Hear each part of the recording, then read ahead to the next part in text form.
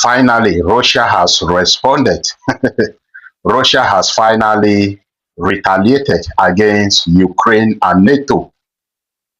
You are all aware that in the last few days, Ukraine has given Russia woto woto. They have carried out massive strikes. In fact, they have carried out their largest drone strike against Russia. And despite these strikes on Russia, Vladimir Putin has been quiet. Russia has been quiet. And a lot of people have been asking questions. Why is Russia not retaliating? Is something wrong with Russia? Are they exhausted? Have they run out of drones, missiles, or what? So finally, Russia has responded. Russia carried out massive strikes against Ukraine in the last few hours using drones, missiles, and guide bombs, and targeted three major cities in Ukraine. They targeted the city of Dnipro, Zaporizhia, and Kharkiv. These are the three major cities that Russia targeted using drones, missiles, and they were massive strikes. And the level of damage is so massive that you can't imagine. So this is what Vladimir Putin has been planning in the last few days, because he has been too quiet and a lot of people have been asking questions, what is wrong? So this is what Russia has been planning. They have retaliated against Ukraine and NATO. They have retaliated. I was just asking so many questions like, is it that Russia is exhausted? Is it that they have run out of ammunition?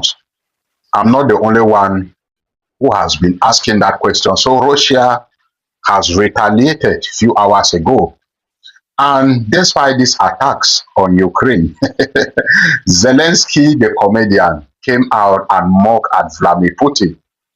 He claimed that Vladimir Putin has not met his military objectives. And this has made Vladimir Putin to continue to postpone his attacks or his intentions to take over major cities in Ukraine. He claimed that Vladimir Putin in the last few weeks has not been up to the task, has not been able to meet up with his military objectives. So this is what Zelensky said after Russia carried out the strikes on Ukraine. And he claimed that he is so proud of the long-range military operation that Ukraine has been carrying out against Russia. He said that those operations or those strikes have been so effective because he has managed to target, or he has been targeting Russia's important infrastructures like the oil refineries, gas facilities, railways, and the rest. And he vowed to continue with the long-range operations against Russia. He said, Zelensky said he is not after civilians. He is not after Russia's civilians, but he wants to cause more damage on Russia by going after their important infrastructures.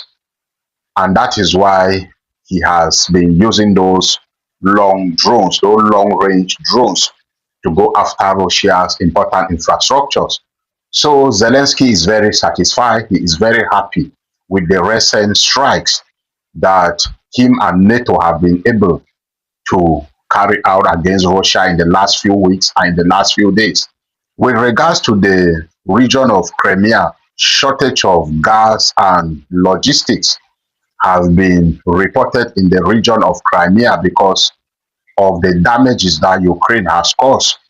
And Zelensky said something that in the last few days, Russia has lost about 1,350 troops because of the strikes that Ukraine and NATO have carried out on Russia. He said Russia has lost about 1,350 250 troops. This is according to Zelensky. Now, these figures have not yet been confirmed by Russia, but according to Zelensky, he says Russia has lost 1,350 troops because of the recent strikes that Ukraine and NATO have carried out on Russia. Despite these strikes, there are no intentions or there are no signs or no indications of a negotiation between Vladimir Putin and Zelensky. And of course, Donald Trump is not willing or is not able to mediate any negotiation right now between Ukraine and Russia. So the war continues. The war has to go on between Russia, Ukraine, and NATO. And I don't know what they are planning to do. I don't know what Vladimir Putin is planning to do, because from all indications, he is not going to sit and talk with Zelensky, despite the pressure that Ukraine and NATO has continued to give to him in the last few days. Vladimir Putin is not willing to sit and talk with Zelensky to negotiate and end this conflict. So the war has to go on. Donald Trump has his own issues in the Middle East, and also his midterm election is coming up in November. So don't count on Donald Trump, don't count on NATO, and don't count on the EU. So the war between Ukraine, Russia, and NATO goes on. But what do you think? What have you heard? What do you know about this conflict between Russia and Ukraine?